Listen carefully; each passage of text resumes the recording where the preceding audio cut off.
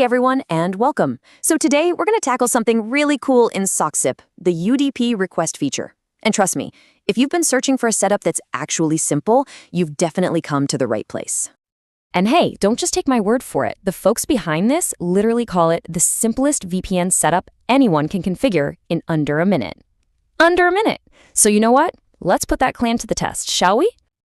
All right, no more talk. Let's get this done. Go ahead and grab your phone, and we're going to walk through this UDP connection together click by click. Let's see if we can beat that 1-minute clock. Okay, so first things first. Before we dive into any of the settings, we gotta prep the app. This part is super important, seriously. It's all about making sure we have a clean start, so we don't run into any weird issues from old setups. It's just 3 easy steps. First, and this might sound obvious, but make sure your mobile data is actually on.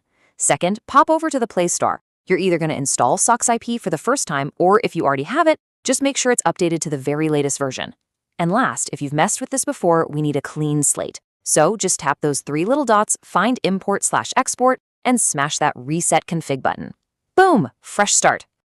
Okay, with all that prep work out of the way, we are now at the main event, the heart of this whole thing, actually configuring the UDP request.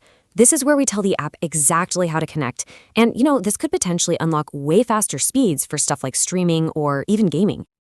Right, so from the main screen, you're going to see a little gear icon. Go ahead and tap that to get into the settings.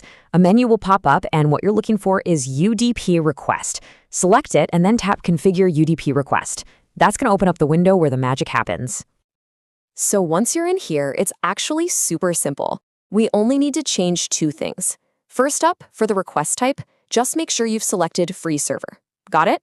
Cool. Next, find the option that says binding and just tap the little box next to it to enable it. You'll see a check mark pop up. And that's it for this screen. Part 1, done. All right, now for the secret sauce, the key number. You're going to see a field called End Support. In there, I want you to type 65535. Now, that's not just a random number I pulled out of a hat. In the world of networking, that's the highest possible port number. So what we're doing is basically telling the app, hey, you can use any port you need to. This really helps keep the connection nice and stable. Again, that's 65535. And once you've got that number punched in, your settings are officially locked and loaded. The only thing left to do is hit that save button down at the bottom. And guess what? The main configuration is done. See? Easy.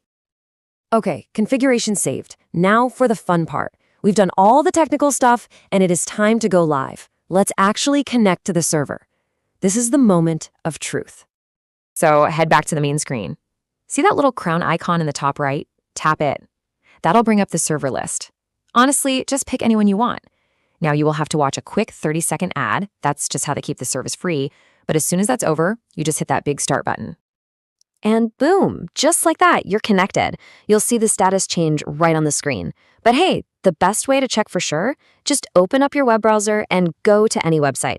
If it loads, you're golden. You are officially running on your brand new custom UDP setup. So being connected is awesome, right? But what if you want to share this exact setup with a friend? Well, that's where one of SocksIP's most powerful features comes into play: exporting. Let's talk about how you can take this whole configuration and bundle it up into one neat little file you can send to anyone. First things first, you gotta disconnect from the server. Just hit stop. Then, see those 3 dots in the top right again? Tap them. Go back to Import/Export, but this time, obviously, you're gonna choose Export. That'll bring up a screen where you can give your file a name. Call it whatever you want. Okay, now this is where things get really, really cool. Before you hit that final export button, SocksIP gives you a whole arsenal of tools to lock down this file and control exactly how other people can use it. This is how you can protect your setup. I mean, just look at this list of options. It's amazing. You can lock all, which basically stops anyone from peeking at or changing your settings. You can lock the file to one specific person's phone using their hardware ID.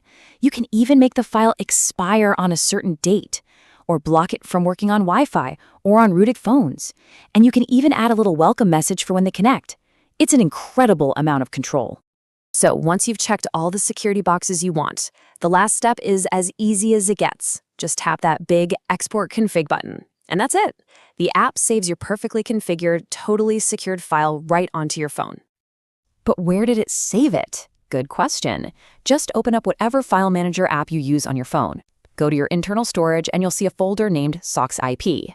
Open it up and all your exported config files will be sitting right there, all ready for you to share.